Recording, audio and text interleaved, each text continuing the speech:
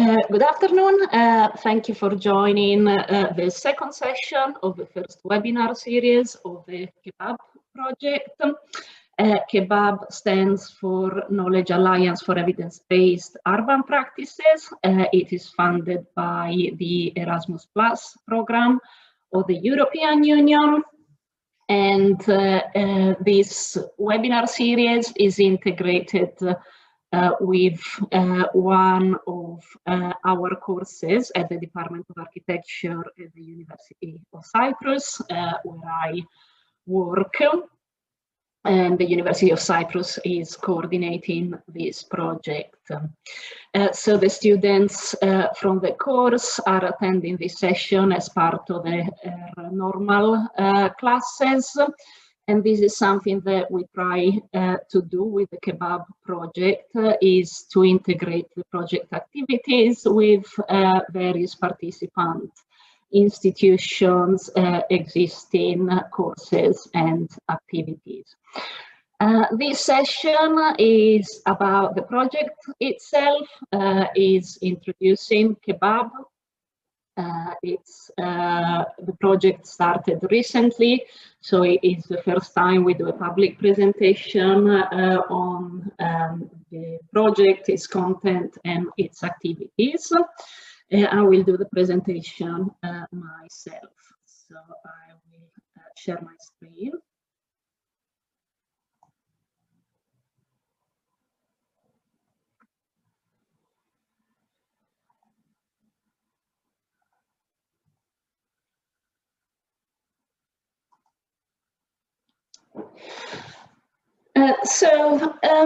KAEBUP, as I said, Knowledge Alliance for Evidence-Based Urban Practices.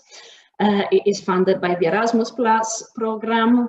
And I don't know if you're familiar with the Knowledge Alliances program, but it is very much focused on developing collaborations with the private sector and with enterprises and encouraging entrepreneurship as well as innovation.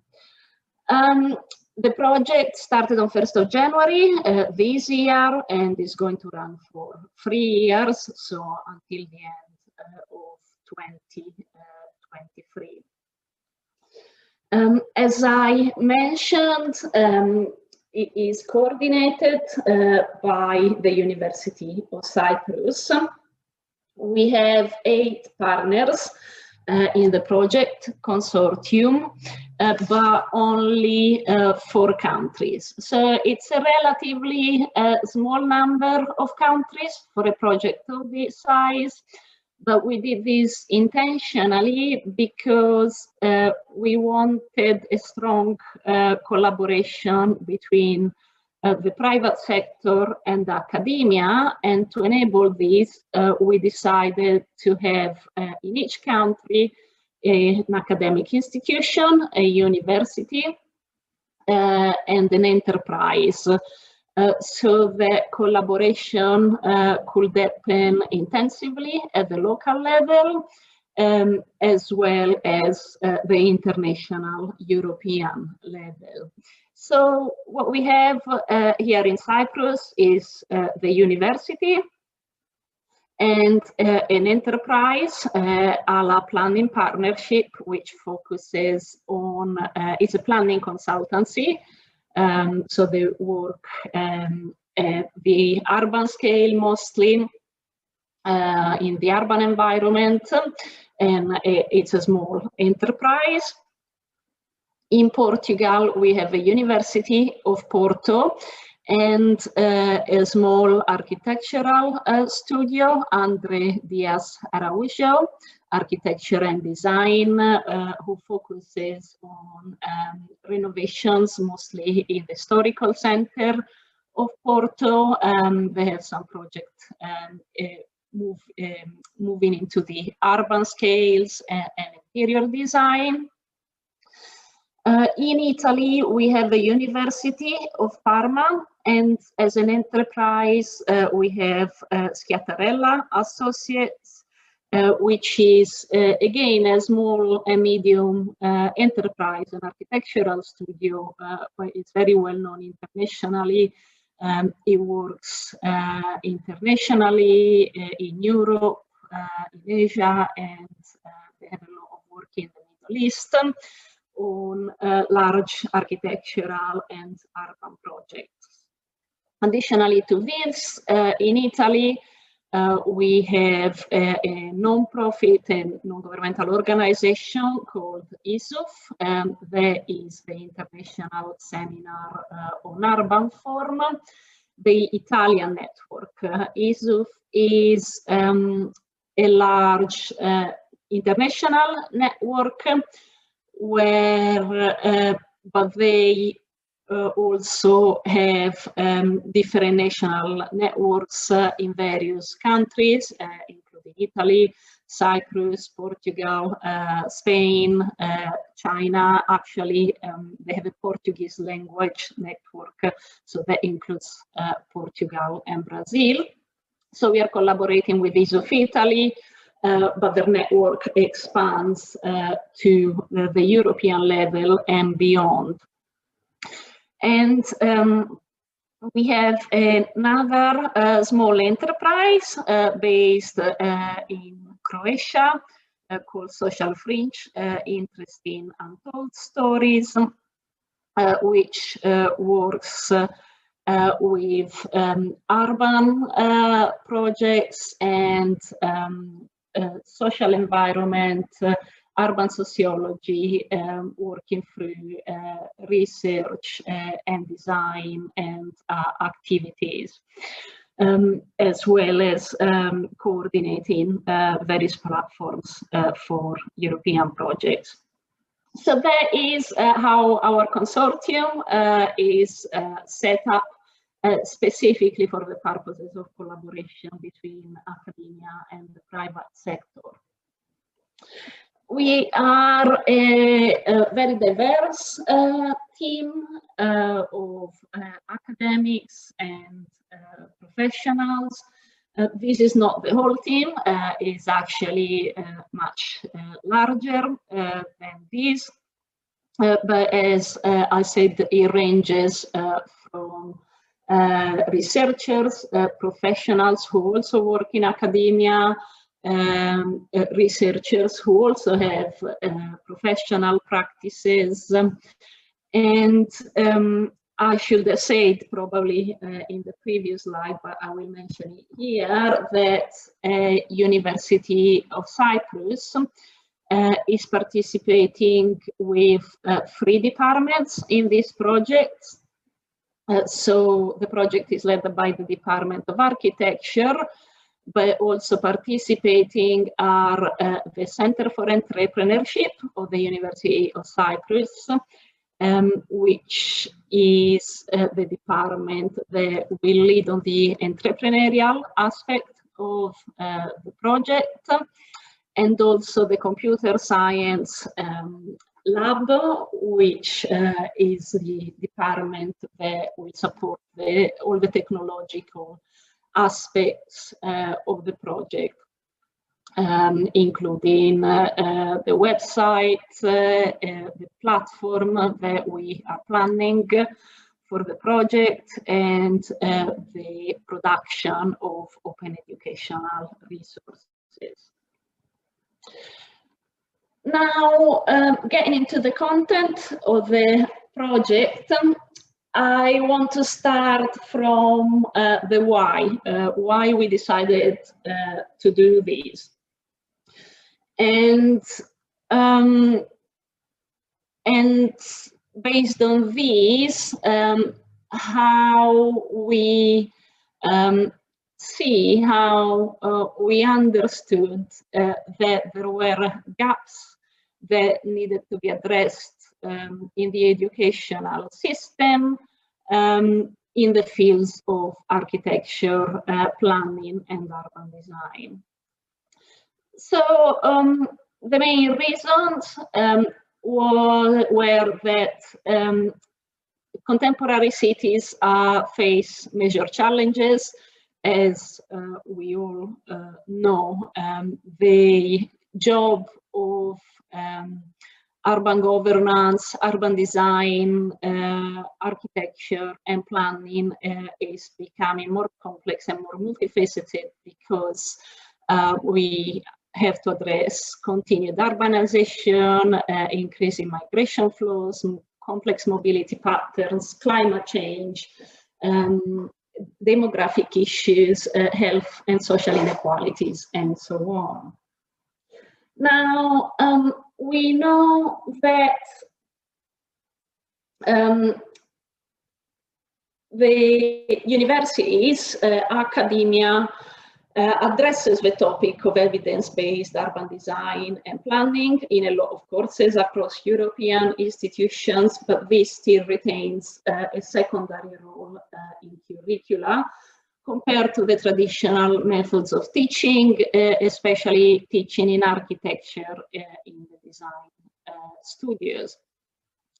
At the same time, we know that successful enterprises in Europe have made research outputs and research practices a core element of their work to address pressing urban challenges. And that there is a growing demand for these kind of practices, for evidence-based design, especially by public authorities, but also by other private clients, in order to ensure successful and sustainable results when we design and plan for the built environment.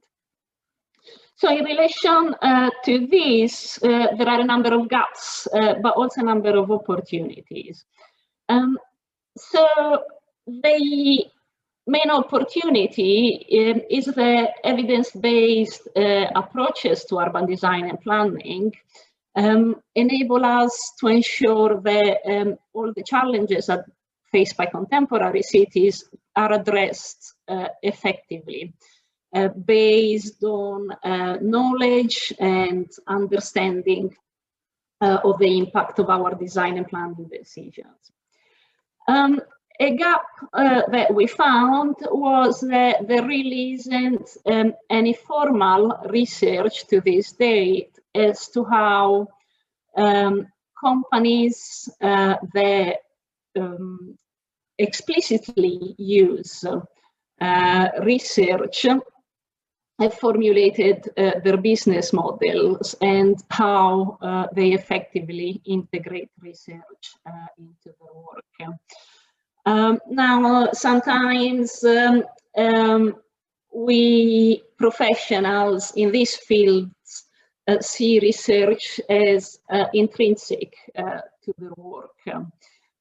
Sometimes there are multinational companies which have very large R&D departments, and sometimes, as we are stating, there are usually small and medium enterprises that use this model that explicitly use this model, this research-based business model. But we don't know how the extent of this, how it plays out, how all these companies effectively integrate research into their work. The other issue is that there is little awareness in academia with regards to the demand for research skills in the profession, and also the opportunities available for entrepreneurship in this field, especially the opportunities that will be available to our students and to our graduates when they come out of university. So the key point here is that there seems to be a rupture, let's say, at the point where academic research and teaching, education should flow in the professional world. And what the project wants to do is to mend this rupture and to create a coherent and seamless but powerful, effective flow of skills and research into the professional world. How are we going to do this? These are, let's say, the three pillars of the project. We actually call them pathways to evidence-based urban practices. And those are innovation, in particular innovation in education, through knowledge exchange and skill development of the students, but also the staff, capacity building, by working on real-life urban projects. We think this is very important in our curricula, that rather than working on abstract or artificial case studies, students should have the opportunity to experience the real process of planning and designing as it happens in the professional world. The second pathway is entrepreneurship, and this pillar is about understanding and developing business models for evidence-based urban practices. What are the market opportunities? What are the reasons to do evidence-based design and practicing evidence-based approaches? And finally, the third pathway is about knowledge, more specifically urban knowledge.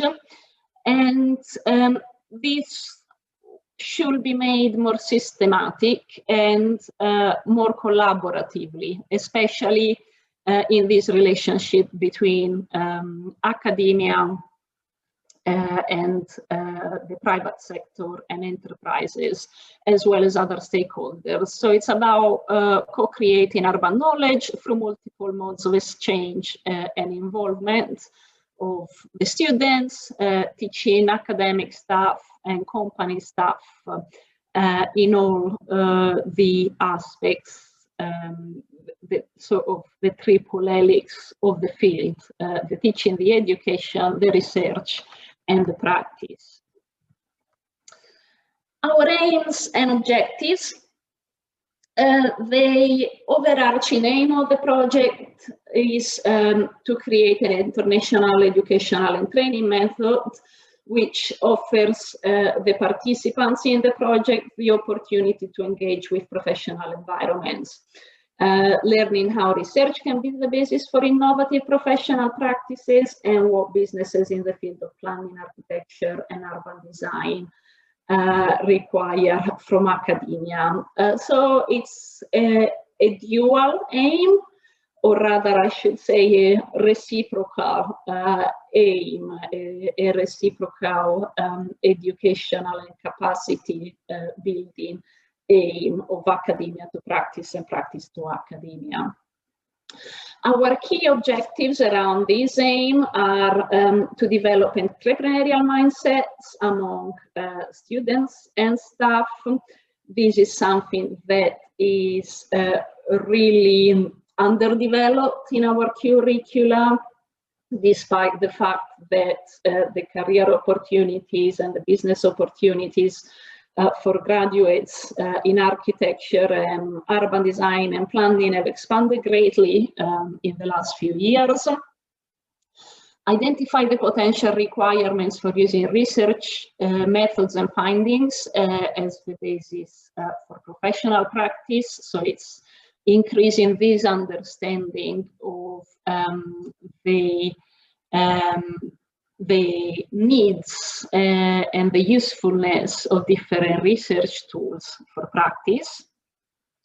To gain an in-depth understanding of business models for successful evidence-based practices, and this is to support and inform practices, but also to provide academic staff and students with this broadened understanding of what the profession might involve.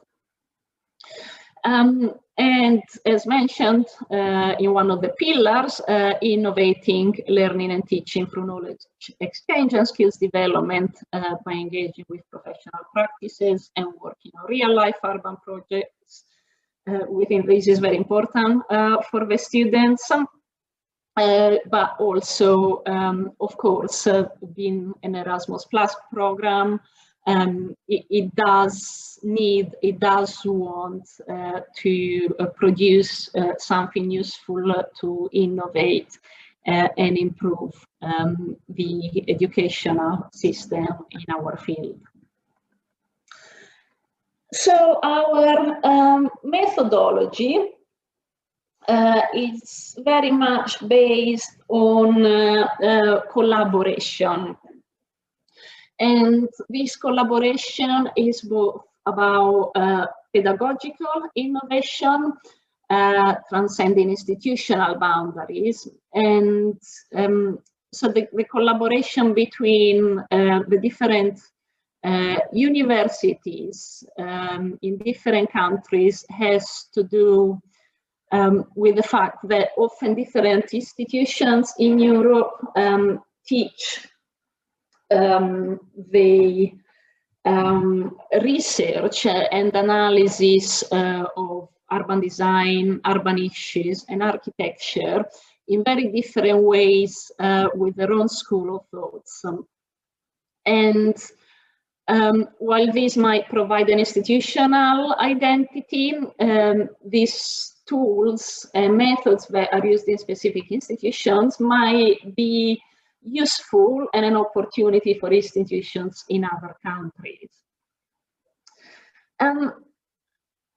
The second type of collaboration is about the co-creation of urban knowledge through applicating research and practice at the same time and creating a loop of knowledge, a feedback loop between business and academia. The third aspect of collaboration is about entrepreneurship and business development in architecture, urban design, and planning. Again, this relationship about what skills are needed in the profession, what research tools, and what can the profession bring to academia as well. And finally, beyond this, as part of the methodology, is we want a strong evaluation, dissemination, and exploitation strategy embedded within the project. So dissemination activities and pursuits are seen as part of the methodology to develop the collaboration and to strengthen the needed links. The project is divided into 3 phases. These broadly correspond with each year of the project, with some overlap between them. Obviously, as the project has started relatively recently, we are in phase 1 at the moment. And this phase focuses on preparation and the design of the pedagogical aspects and the research activities of the project. By the end of this phase, we wish to have a full understanding of the relationship between research and practice, and a full understanding of what innovation is needed in education. Phase 2, it's the implementation phase. It focuses on testing and implementing the pedagogical model, but also on the research specific to evidence-based urban practices and the co-creation of knowledge through collaboration. So by the end of phase 2, we want to have a full understanding of evidence-based business models, as well as a full assessment of how the teaching and training method that we are designing is performing. Phase 3, mostly the final year of the project, is about completion and dissemination and exploitation. So a lot of this has to do with the validation of the learning outcomes for the students involved in the project, but also with the public release of outputs which are useful for both enterprises and for academia. So by the end of the project, what we would like to see is that we would really like to be able to measure an increase in the skills and capacities of the participants in the project, as well as the external stakeholders, and have a comprehensive knowledge base, as well a comprehensive set of outputs for mainstreaming and multiplication, for adoption by other institutions, for adoption by other enterprises. We have plenty of outputs planned for the project. So here I've listed only the main ones, really. And these outputs cover the various different aspects, the various different themes of KAEBUP. Sometimes an output might overlap two themes, but to simplify it, within strictly speaking, the research of the project, we are going to produce a literature review of blended learning techniques in the field of architecture and urban design, and a literature review of research startups, evidence-based business models, and social entrepreneurship. Actually, these two outputs are likely to end up in the form of publications in peer-reviewed journals, rather than a standard report listing, reviewing the existing literature, but it will include the primary research aspect, to it. Specific to education is the teaching and training method itself, embedding professional practice, and the toolkit for developing transversal skills in architecture and urban design curricula. This toolkit is going to be embedded in the next output, which falls within the blended learning aspect of the project. So we are going to develop a platform. It's called Research to Practice, or R2P platform. This will host the toolkit and open educational resources, which will relate to the research, the educational aspect, but also the entrepreneurship and the knowledge base. So the platform is not exclusively for academia. It is intentionally named Research to Practice. It is also for enterprises and the private sector to search for and understand and be able to access research tools that are useful to them. We want to develop an open access module on developing research-based enterprises, which may be useful for existing enterprises, or may be useful for, let's say, budding entrepreneurs coming out of our field. and also a report on the experience of using evidence-based practice in learning and teaching, possibly covering all those three initial themes. We also are going to produce a portfolio of business models for evidence-based urban practices, which we relate to the open access module, and it's specifically about entrepreneurship, as well as a portfolio of research activities and results applied to real-life urban projects. So within the activities of KAEBUP, we will use real-life ongoing projects, actual projects that are in development or being built.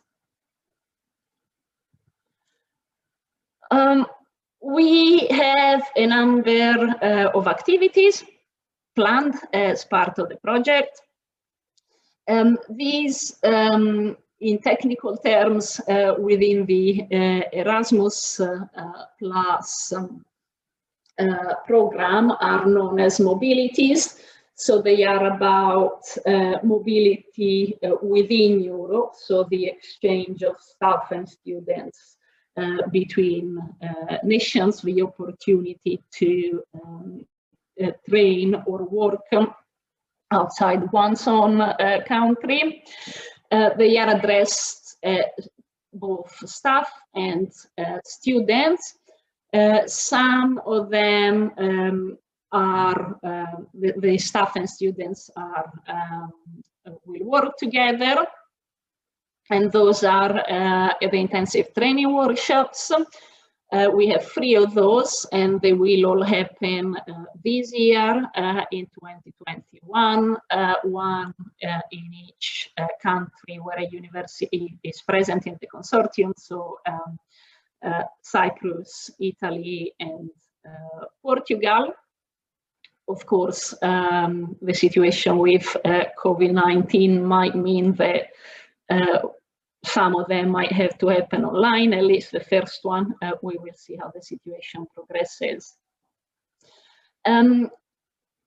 The second type of mobility that involves staff and students is a business model workshops that will be led by the Center for Entrepreneurship at University of Cyprus. So we have one of these in each year, again in each different country. And then we have specific mobilities targeted at staff, professional development sessions in year 2 and 3 of the project. And we have a total of 12 internships planned for the students in year 2 and 3. And I think this is an excellent opportunity for the participating students. So each academic institution will be able to send 2 students to work for 2 months in one of the consortium enterprises abroad. And I think this is an excellent resource provided by the Erasmus Plus program for the participating students. Finally, our dissemination and exploitation strategy. This is something that is under development.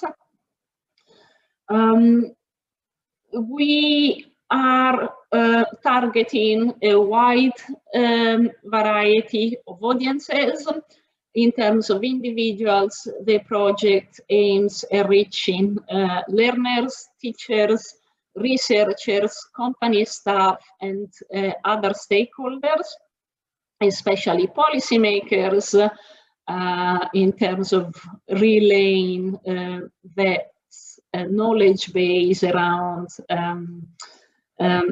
evidence-based design and planning, but also local residents and how changes to their environment, how design, architecture, the urban environment might affect them.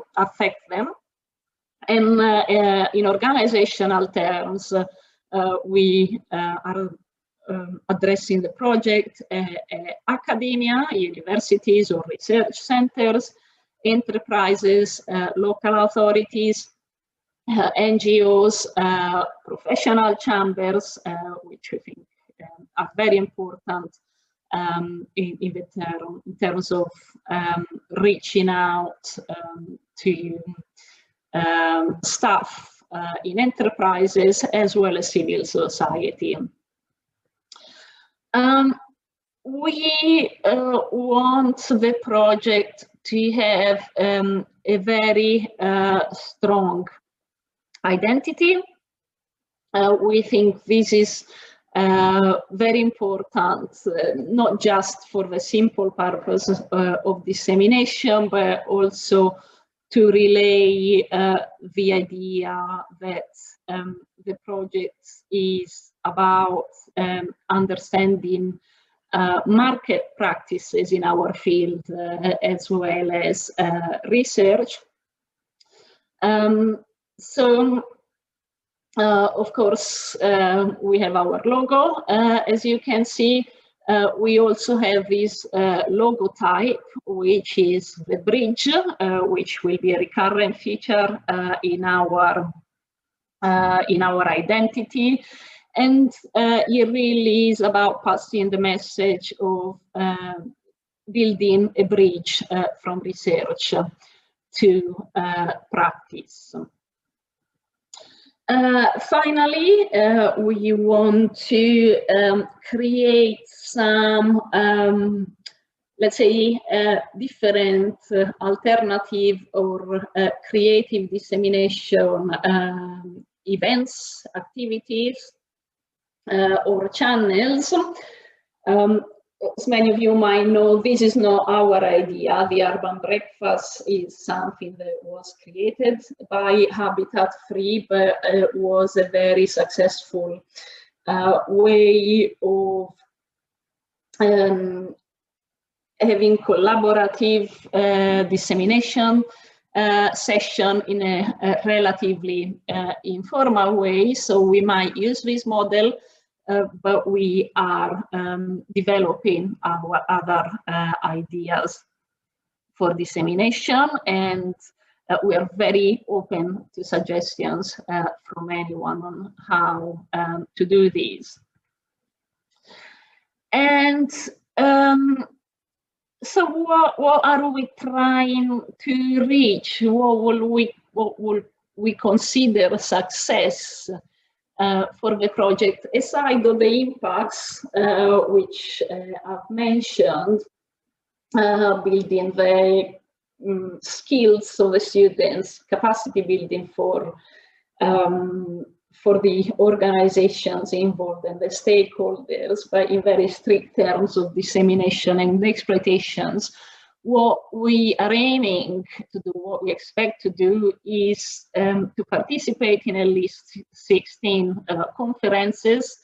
So each partner to participate in at least 2 conferences each, to produce at least 4 open access publications.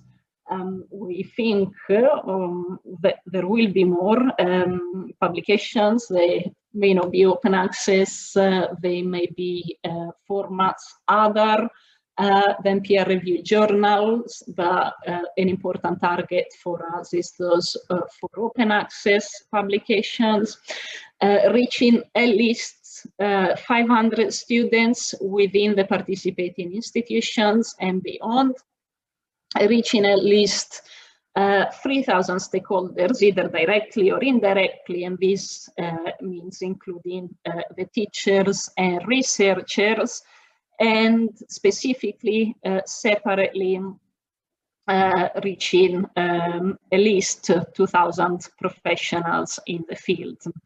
And we have set things up from before the beginning of the project to be able to maintain the website and the R2P, the Research to Practice platform, and the open educational resources in the long term, and this is why we involve different departments within the University of Cyprus and are hosting these resources internally to be able to sustain them and maintain them beyond the end of the project. So that is all from me. I hope it was a clear and not too long introduction to the project. I will stop sharing now. So we can move on to comments and questions from the audience. If you do not wish to put your camera on or speak, you can write a comment or question in the chat.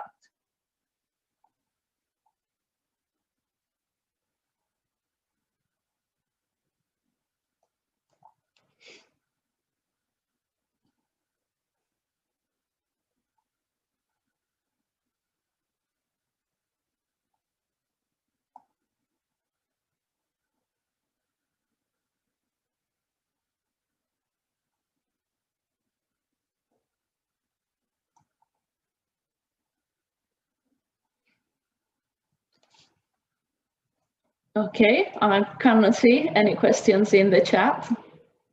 And no one is switching on to comment or ask anything. So while everyone is still thinking, maybe, let me just start that our website isn't live yet, but it will be soon, so keep an eye out for it. Hopefully it will be ready within about 3 weeks maximum, I hope. But our social media profiles are active already. We are using 4 channels for the project. Those are Facebook, LinkedIn, Instagram, and Twitter. So you can find us on any of those channels, and we send updates and promote the project activities on all of those.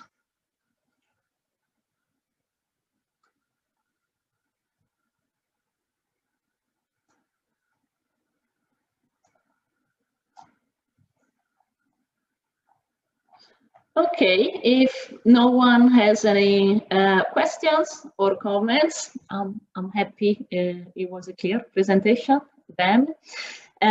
Please continue to follow the project, and we have another 2 sessions next Wednesday at the same times as today.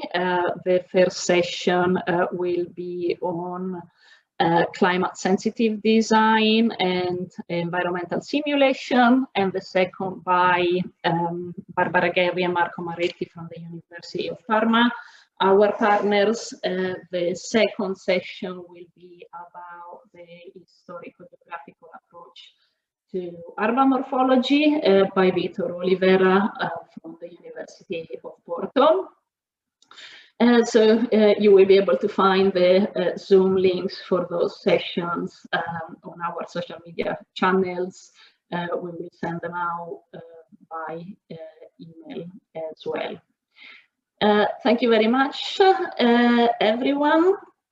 I hope to see you in another session again soon. Goodbye.